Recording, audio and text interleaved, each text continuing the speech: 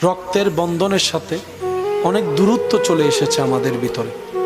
আজকাল কেউ কারো বাড়িতে তেমন যাওয়া আসা, আর যাবেই বা কেমনে, গেলেই তো বদনাম, গেলেই তো পেঁচ, গেলেই তো এটা, কেউ কারোর সাথে ভালো সম্পর্ক আমরা রাখতে জানছি না, যার কারণে দিন দিন সম্পর্কগুলা দূরত্ব হয়ে যাচ্ছে। তো বেঁচে থাকার তো বেশি দিন আর সুযোগ নেই।